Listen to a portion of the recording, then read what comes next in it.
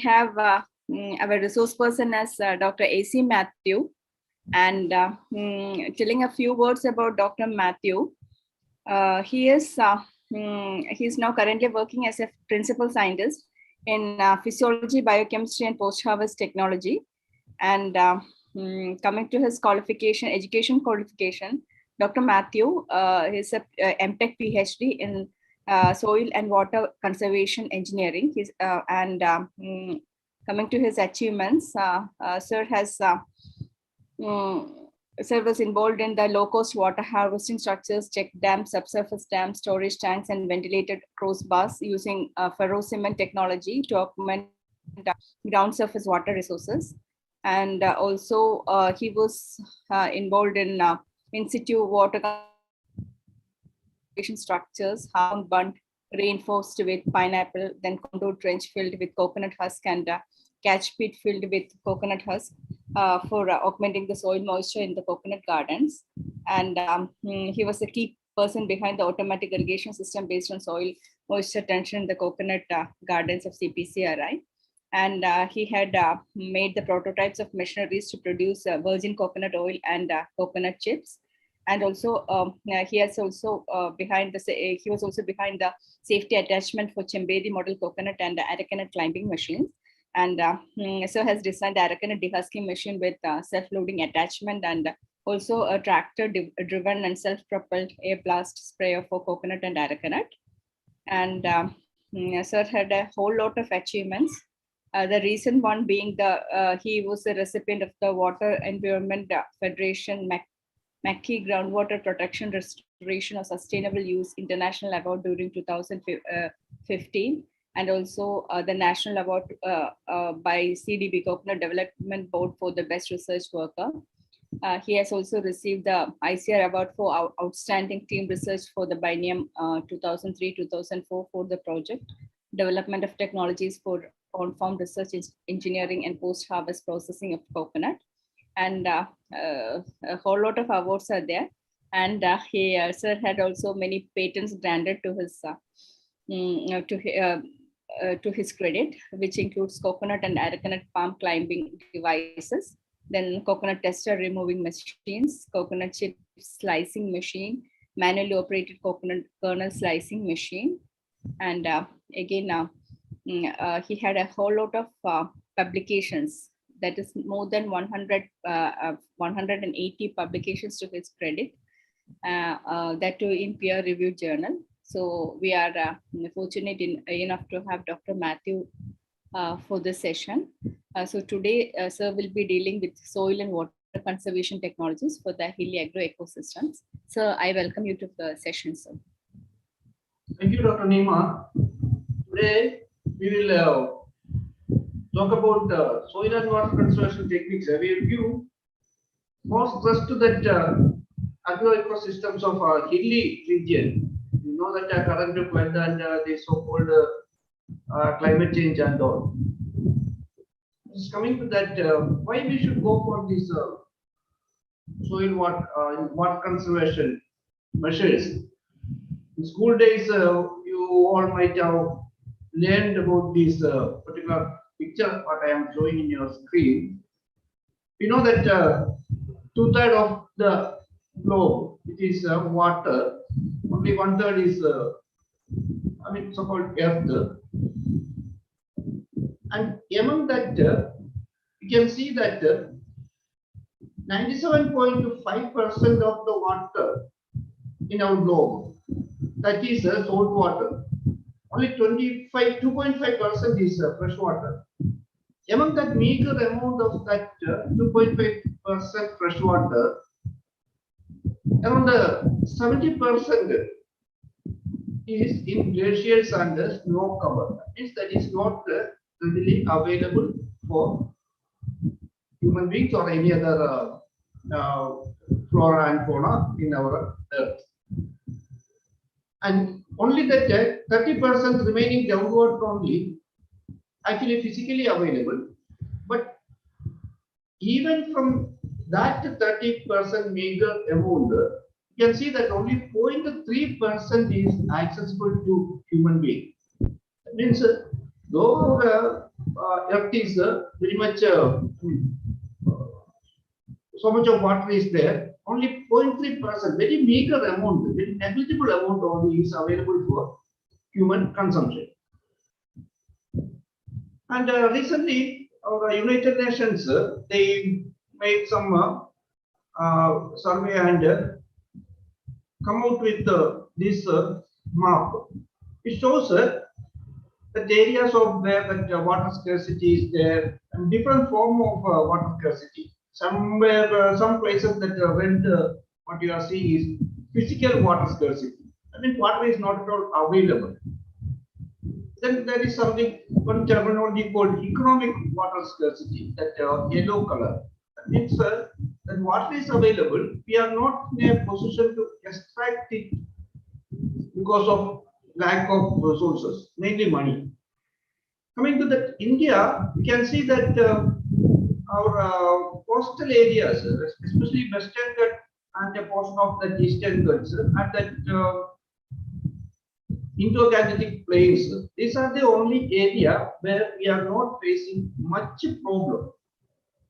But still, among these portions, still there are some places. For example, where I am talking, that means Kasaragod.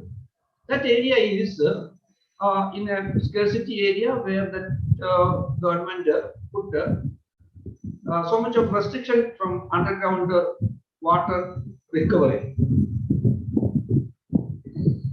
This hydrological cycle, you all might have learned in your school days, how that rain happens because of that soil evaporation from sea, and that cloud goes up because of that mountains or any other reason. It goes up, and because of adiabatic expansion, it cools down and coming down as rain.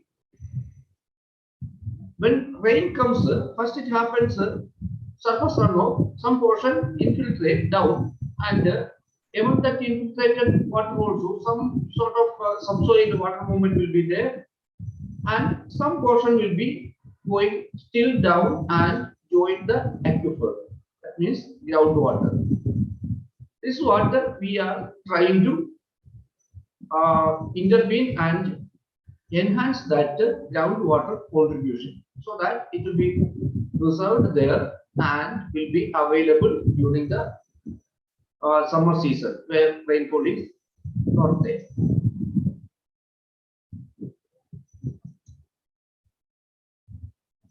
And what are the problems? You can see that different types of problems are there. Main problem is that severe drought. That means many places facing acute shortage of water, even for drinking water. Our average rainfall in Kerala is 3000 millimeter, and in India it is 2200 millimeter. At any world standard, it's a huge amount of water we are getting. But even after getting this much of amount of water, many places are facing drought. And other problems like declining water table, both in tube wells and open wells. Then coming to that rainy season, surface runoff make soil erosion in especially in the hilly area. Then flood. And coming to that agriculture, it is leads to low productivity. If water is not there, our even now our Indian economy also, which is depending on that agriculture to a large extent, it goes down. Then if pockets, some portions of that coastal area, some pockets, even that seawater intrusion happens. And this is an example of that seawater intrusion. It happens mainly in east coast, especially that Chennai area, that coastal area, almost 2 kilometers per year. It is water is intruding. Once intruded, it's difficult to push away that water.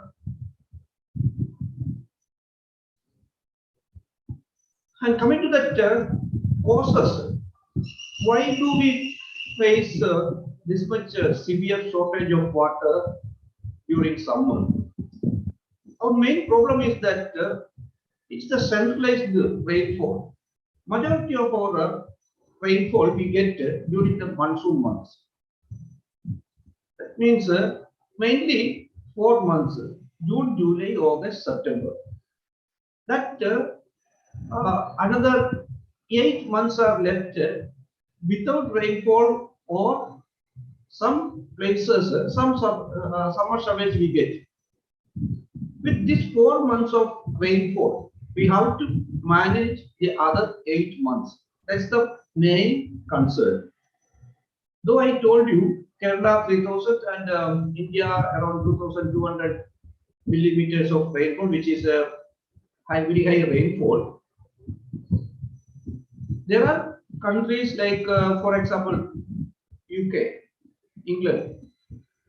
Their annual rainfall is somewhere around less than 800 mm, but still they don't feel any of these problems what we face in India. That means scarcity of water. Why? Because their rainfall is somewhat evenly spread throughout the year. Almost every month they get a bit of rainfall.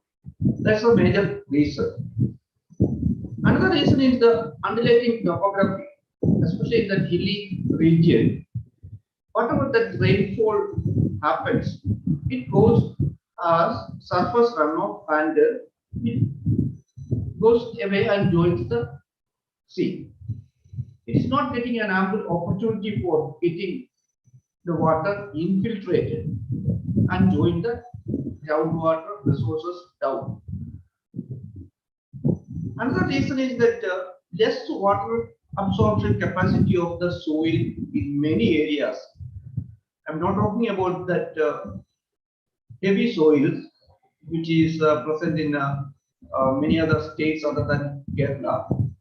I mean the clay soil like that. In Kerala, if you see, three types of soils are there, major. What is that? What you are seeing in that coastal area? It is coastal sandy soil.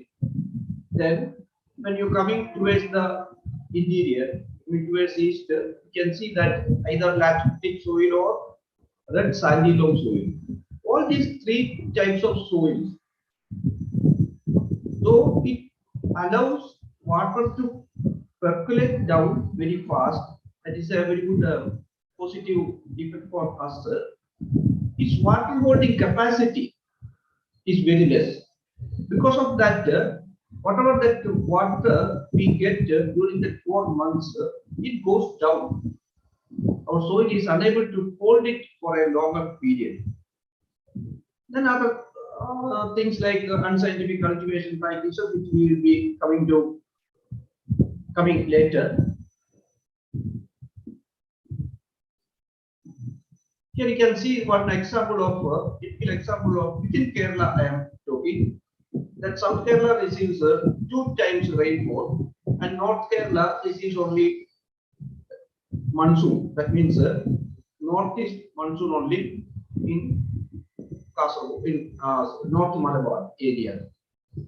Though average rainfall in North Malabar area is much higher than South Kerala, that water scarcity is faced more in North Malabar area.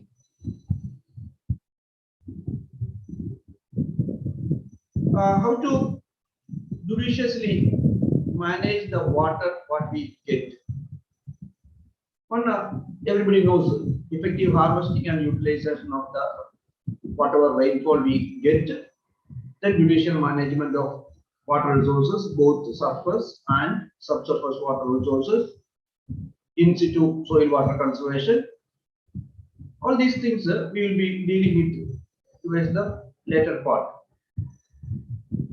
Then of course that deforestation, then exploitation of groundwater, reclamation of wetlands, all things are control measures. Coming to that rainwater harvesting, we have to think about agriculture, but before agriculture, we have to think about our potable water. I mean, assuring the potable water availability. That means drinking water available. The best way of making sure that drinking water availability is roof water harvesting. That's the place where we get cleanest water possible.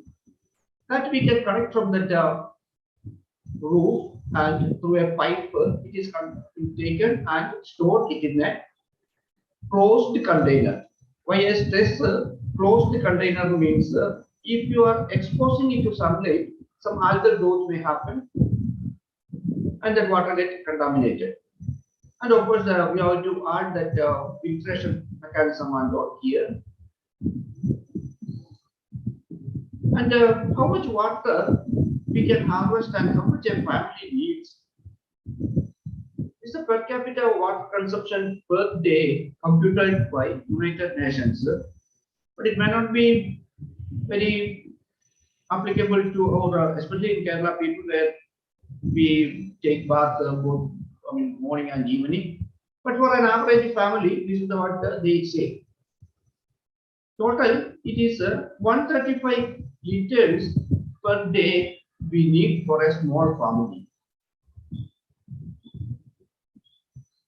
That means a family of 5 members will require in a year 250,000 liters of water.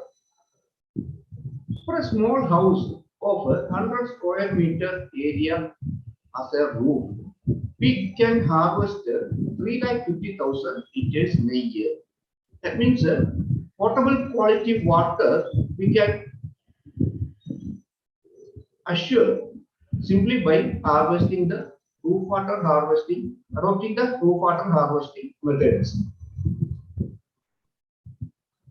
The short-term benefit of roof water harvesting, I told you, making sure the potable quality water during summer, and longer term, whatever that additional water we get, you can recharge the well by recharging the groundwater table.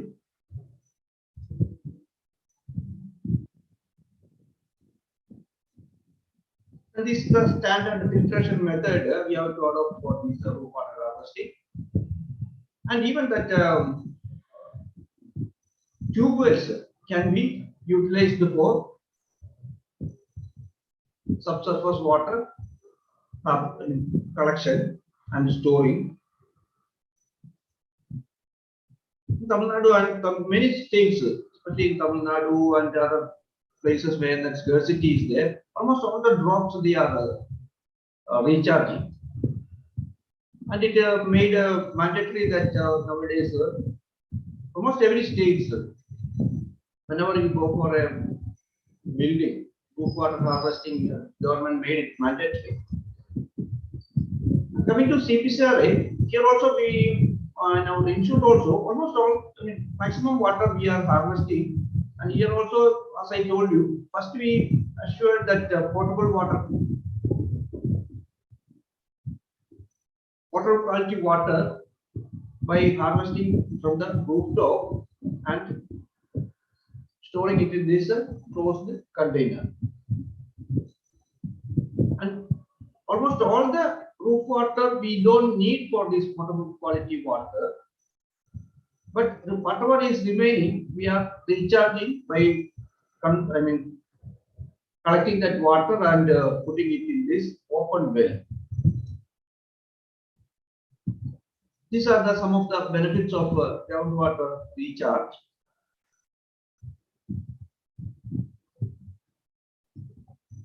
Wherever that salt water intrusion is there, especially in western coast, it is not at all a problem because it dilutes that salt content and pushing away that whatever water intruded during summer season.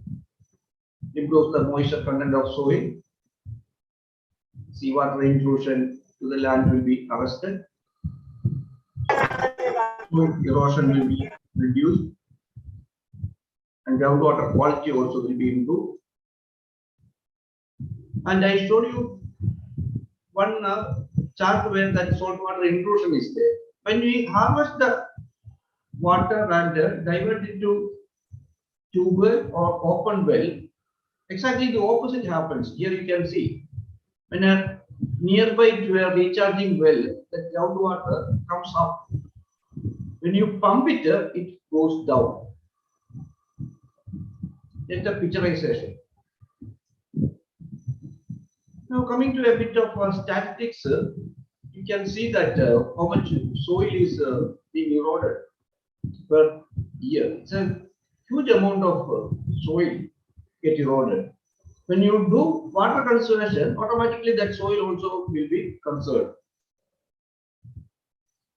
And it is not only that loss of that top soil, which is the fertile soil,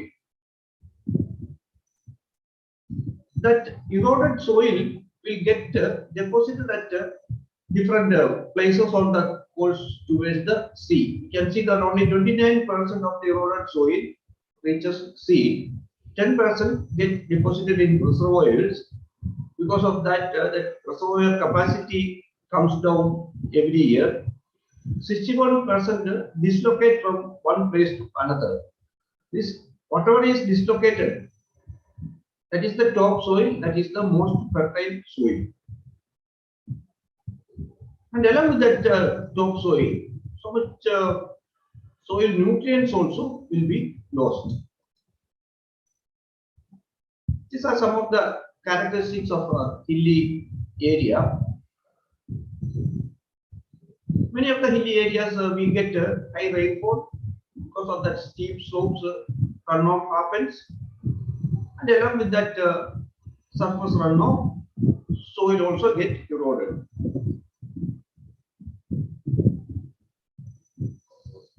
And as a result, scarcity of irrigation water, even drinking water problem will be there in many places.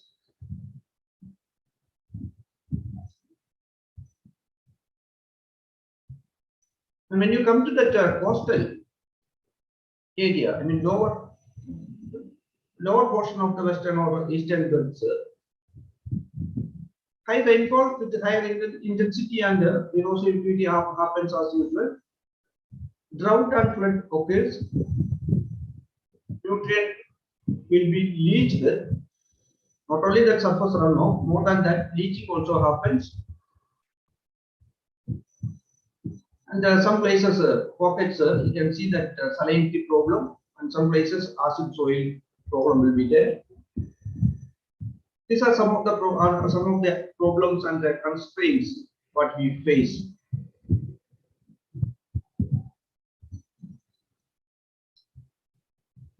And we can manage the situation by soil and water conservation, as I told you. It is divided into three major classes. One is agronomic measures, then coming to mechanical measures, which means that's construction, then together mixed, it is bioengineering methods. Whenever you go for a soil and water conservation, you have to think about doing all the interventions in watershed basis. Watershed is nothing but just like some leaf in a somewhat slanting, straight or slanting way. What are that water falls in a watershed that joins to a common point in a stream? That's the meaning of watershed. Whatever the conservation measures you adopt, you should adopt in a watershed basis. For example, that hilly upper regions of the area, we can go for contour trenching, contour stone pond, bunding, and all these things. When you coming to lower areas, you can make wells, extract and recharge also. These wells you can utilize, and when that stream starts, middle portion you can construct check dam.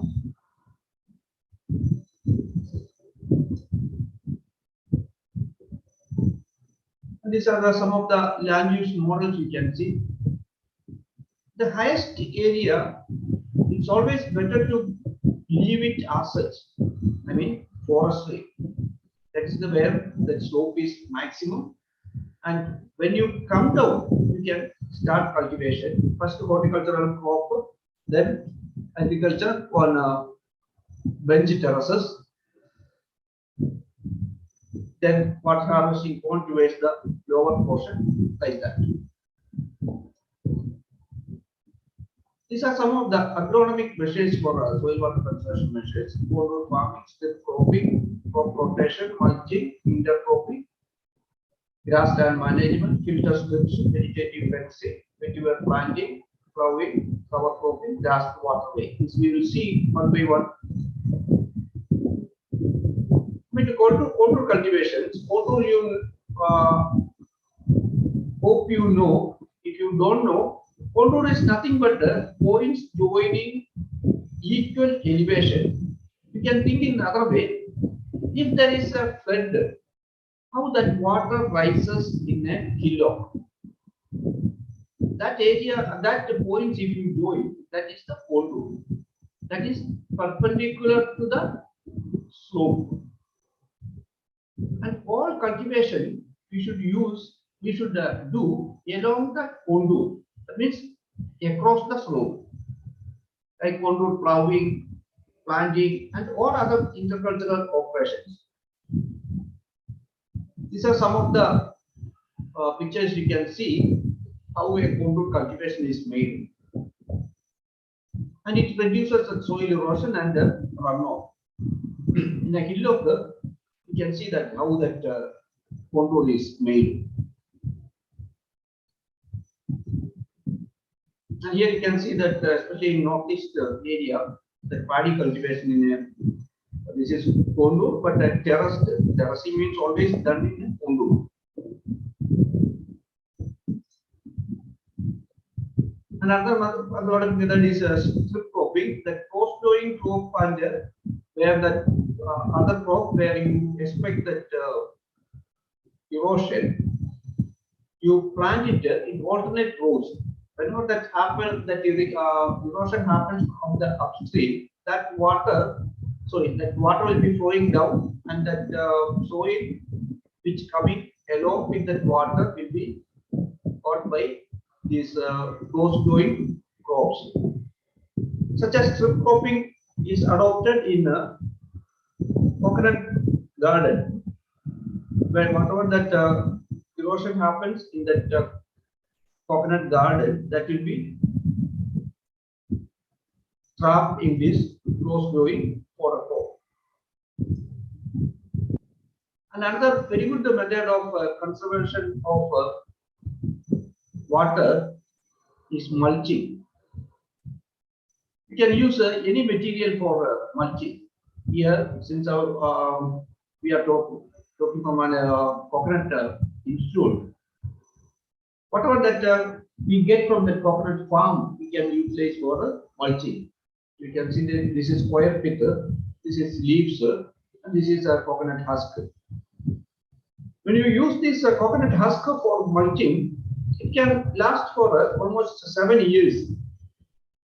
What you have to do is that bottom layers of this coconut husk you put in such a way that concave face facing up, so that it can collect water, and the top 1 or 2 layers you put it in such a way that concave face facing down, so that surface evaporation will be less and almost arrested. It improves that soil temperature also, where that soil, when we do mulching, there won't be much difference in the daytime and nighttime soil temperature. And when you talk about that soil and water conservation, that vetiver is a one plant which can help you maximum. You can see that vetiver root spread. A cross section here it is shown. But only problem is that the economic part of the vetiver is below ground. If you are extracting that vetiver for economic purpose, I mean for selling or something, then all our purpose will be lost. Some of the stream slope is stabilized with vetiver.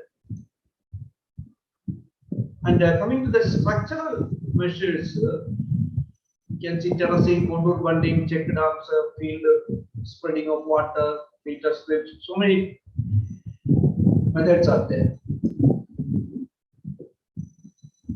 So first coming to contour bunding or contour channels.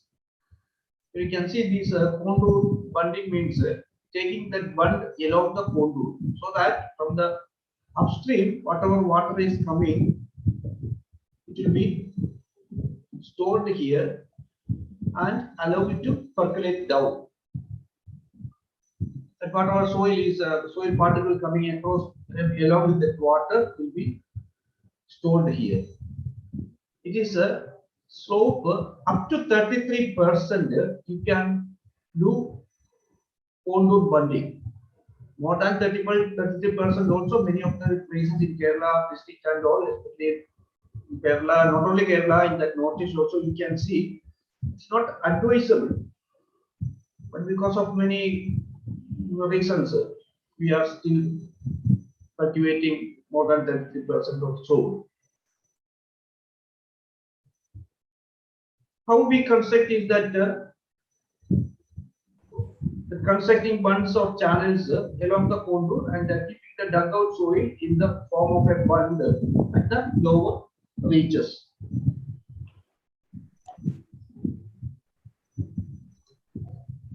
This picturization of that, here that cross section of that contour bund, when water flow from upstream comes, it will be stored here and percolate down and joins the groundwater, and whatever that soil particle coming along with that water will be stored here, and during the course of time it will be almost a flat terrace will be formed here.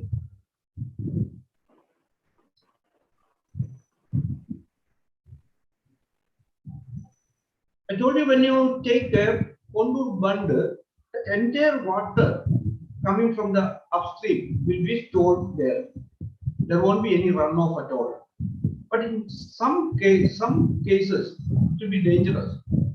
If that rainfall is very high and the percolation rate of the soil is less, then there may be a chance of breach. Breach means that bund may get broken, and any breach in the bund, that entire soil water will be flowing downwards, and it will be a lead to a catastrophe. That's why in places where you are expecting very high rainfall with less permeable soil, you can go for graded bunds. Graded bund also similar to contour bund, but only thing is that we give a slight gradient from towards one side, so that excess water will be driven to a common point. Whenever you are trying to construct a graded bund, first you have to make sure that you have to find out a safe outlet for the water collected. You can see this is the slope from here to down. These are the graded bunds. That water will be collected to a common point and take away safety from the field. Contour trenches, taking trenches along the contour. That is idea very best suited for these plantation crops. And whatever water coming from that upstream, it will be collected in that trench. You can see that contour trenches. It could be continuous if it is very much along the contour, or better you take it as with individual pieces, so that continuous water storage won't be there. That breach, even if it happens, the impact will be very less.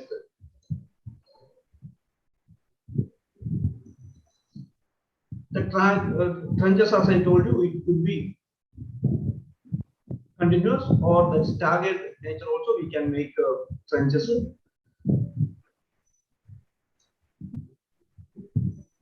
And another very good method of soil water conservation is making that slope into terraces.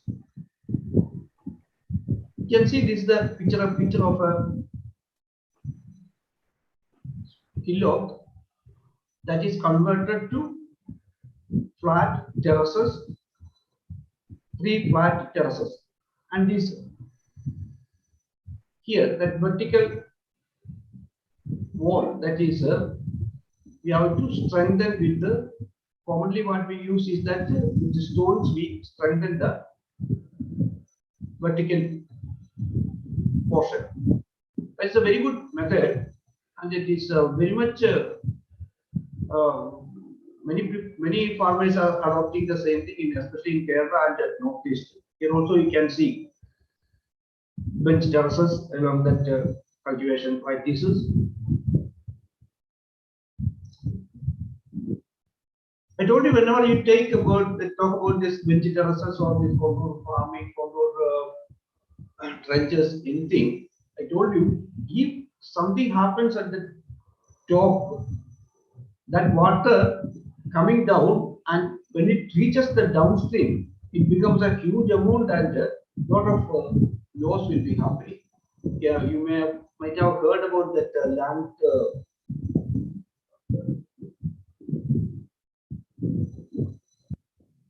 landsliding and all in hilly areas many times.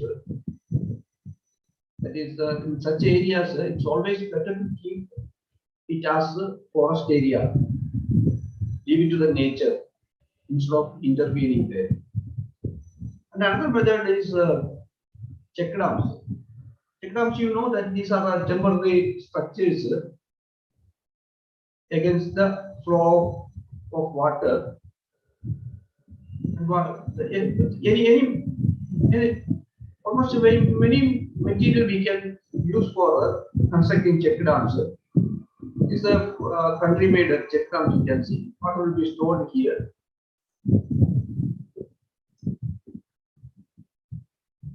What check dams does is that upstream side water will be stored, and it is giving an opportunity time for the water to percolate down.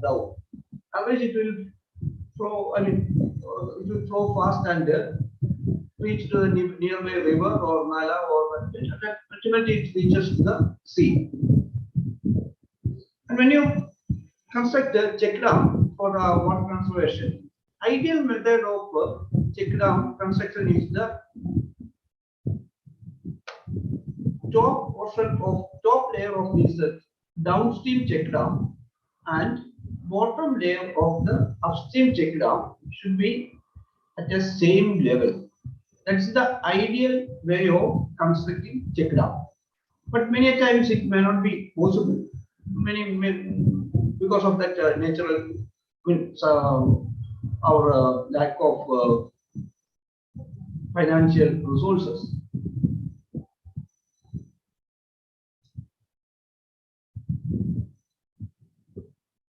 And slightly bigger type of check dams are nowadays available. And CPCRA, what we develop is we developed a technique by which even earth dam can be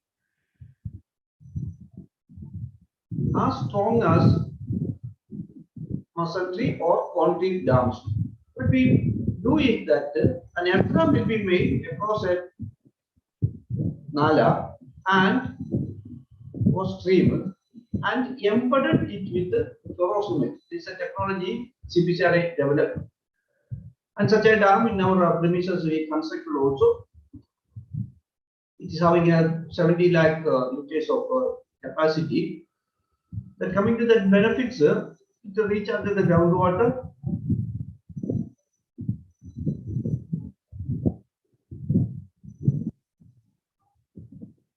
And these are some of the other methods, the infiltration pits, that commonly called catch pits.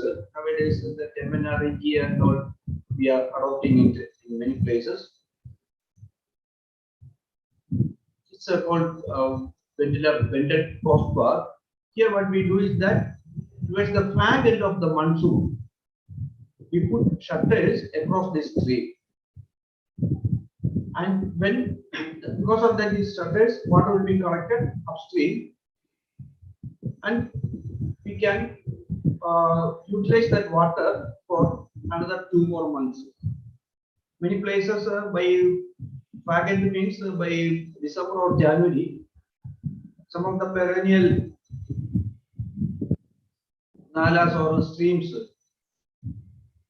and almost stop flowing.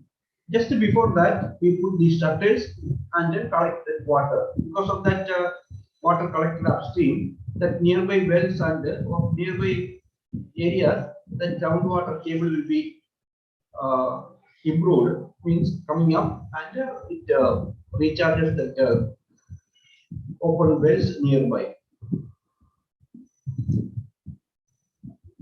And this another method of harvesting water. So far we have had only surface dams. Even dams could be constructed subsurface also. What you have to do is that you make a impervious layer subsurface to arrest the subsurface flow. It has got many advantages also. One is that since water is collected subsurface, no no area will be lost. Otherwise, if you construct an open, surface dam, many places will get inundated. Here, that loss of area won't be there, and because that water is collected subsurface, no evaporation will happen also. That's another advantage. But it is highly site specific. You know that this is the subsurface dam underground. You need a valley where within 3 to 4 meters you get an impervious layer. Mostly, either it should be an impervious clay layer, or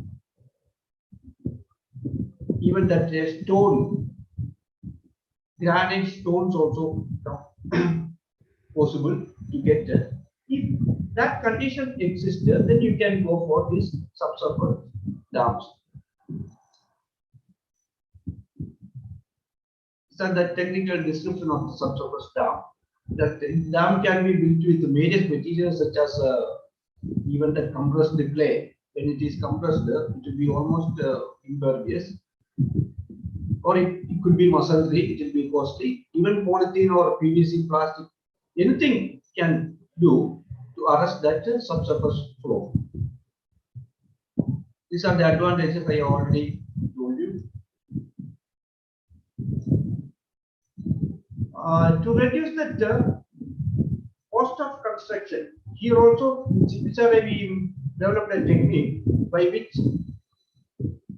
by utilizing the ferrocement technology, we can make the subsurface dam. This is one such a subsurface dam using the ferrocement technique we made in our premises.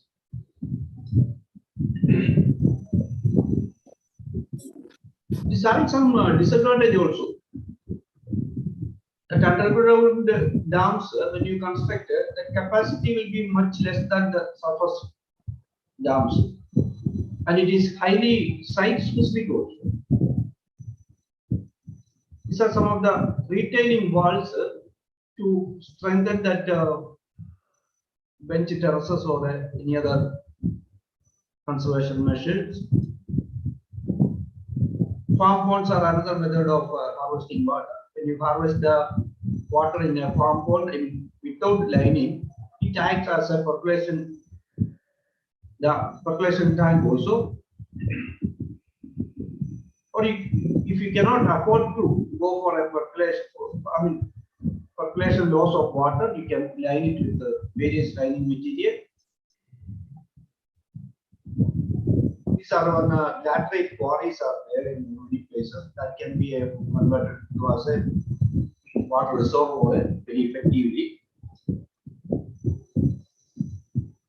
If you want to harvest and store the water, we can utilize, I told you, any lining material.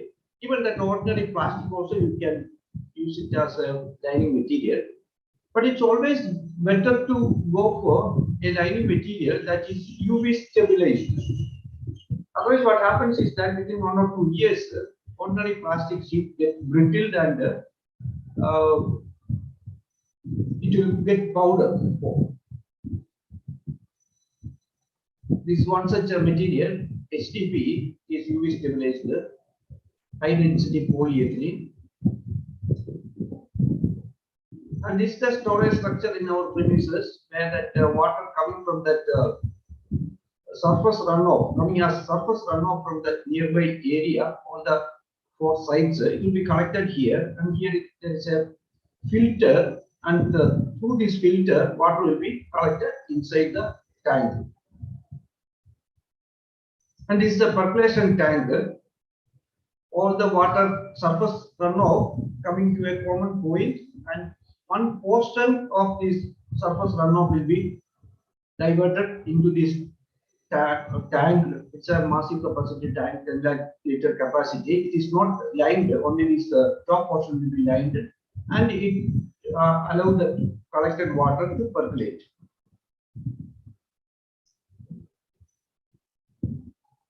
And some of the soil water conservations specific to our coconut. Some in situ water conservation measures which has developed. This is one such measure.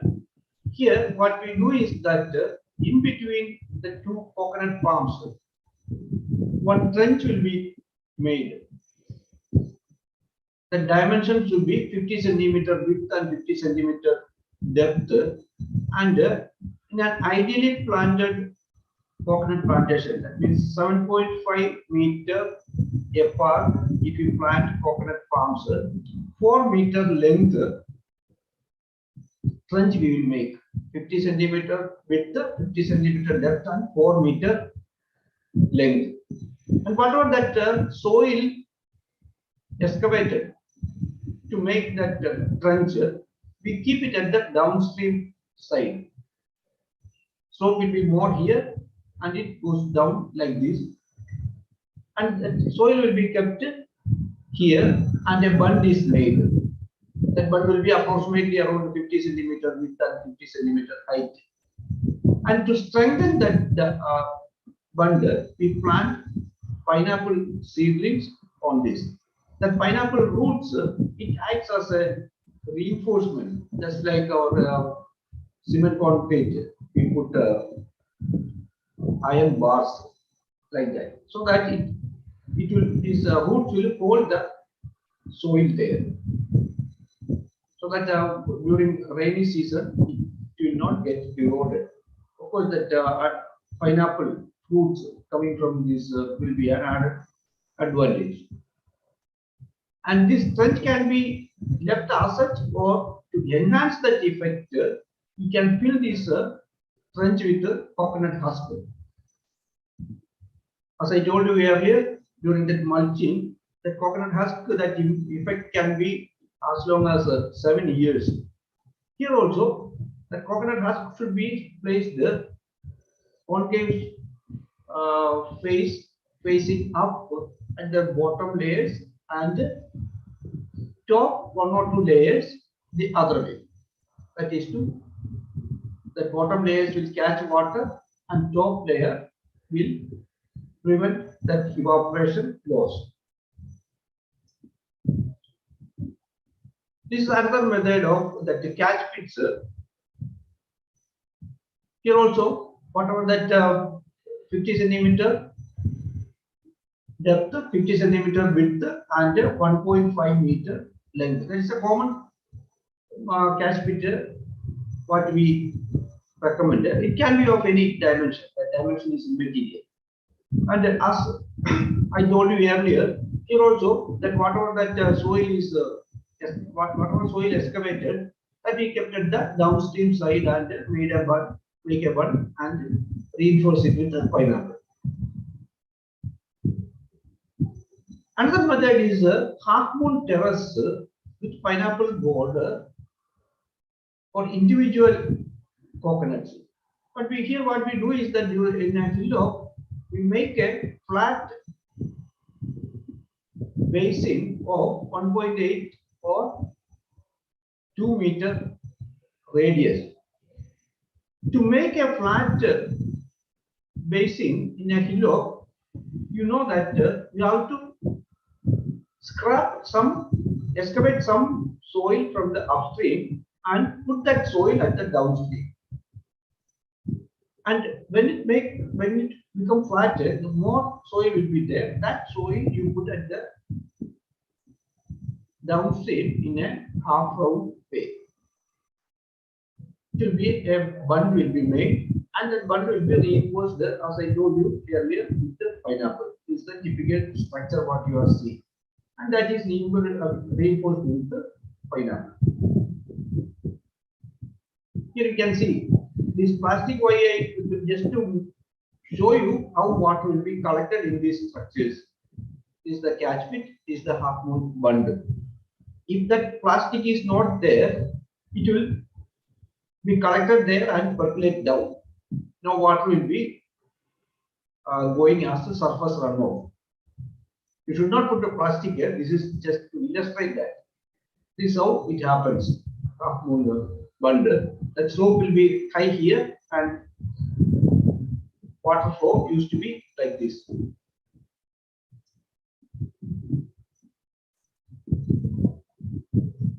can see the effect of that soil water conservation in the coconut yield. You can see that many treatments we made and definitely an improvement happened. It is not only that runoff will be arrested, along with that runoff, soil loss also will be reduced. These are the half moon catch pit, whatever I mentioned here. That impact you can see here. So you can see that T6, that is the control. Compared to that, you can see that difference everywhere.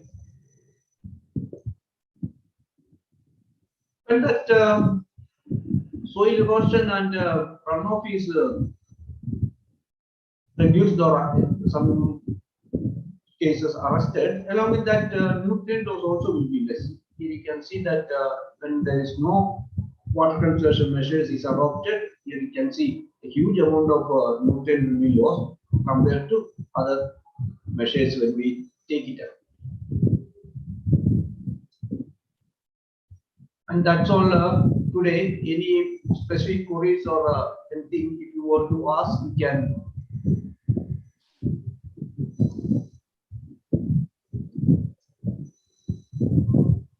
Thank you, sir. Thank you very much for your presentation. Students? Ma'am, any queries, students, let them ask. We'll give some time. Any questions are there? Students?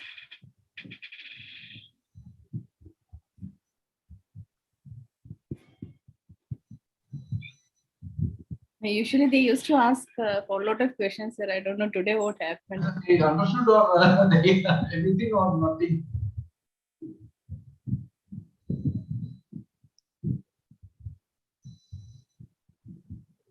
Maybe engineering, they may not be that familiar.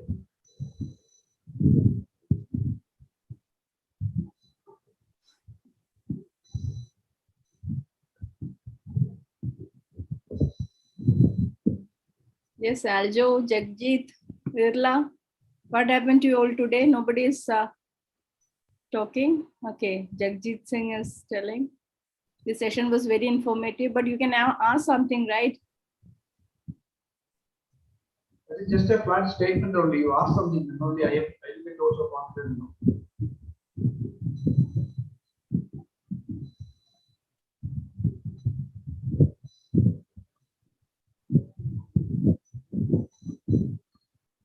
Nobody's opening the mouth. So. Okay, then.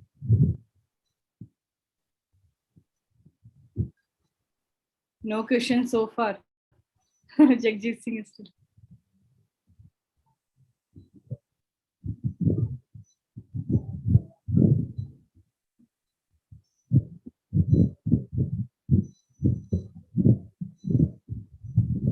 Okay, then we leave till then.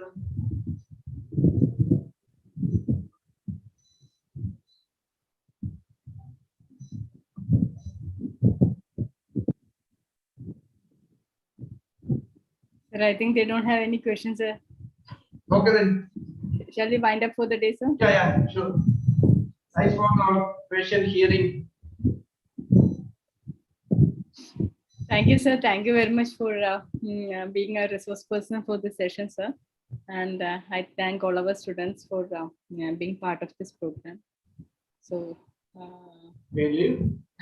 so thank you, sir. Thank you very much, sir. Welcome. I'm ending this session. Sir, 1 minute, sir. One question is there from Aljo. Aljo is asking, sir, is there any chance of landslide in subsurface dams?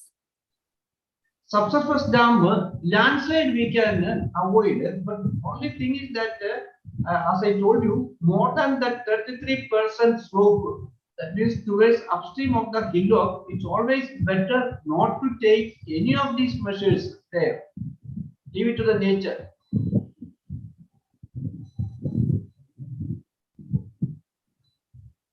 Could you understand at least what is subsurface dam? Aljo? Anyway, so, okay, like that he told. He's having some network issues. Did you hear the question, Aljo? You can write in the chat box also. I think your voice is not. Understood. Okay, he's telling he has understood. Acha. Okay, fine. Okay, sir. Call today.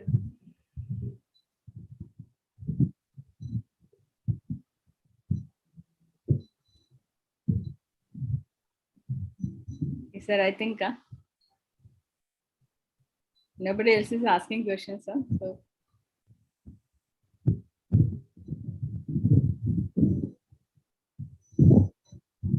Okay, then we will call today.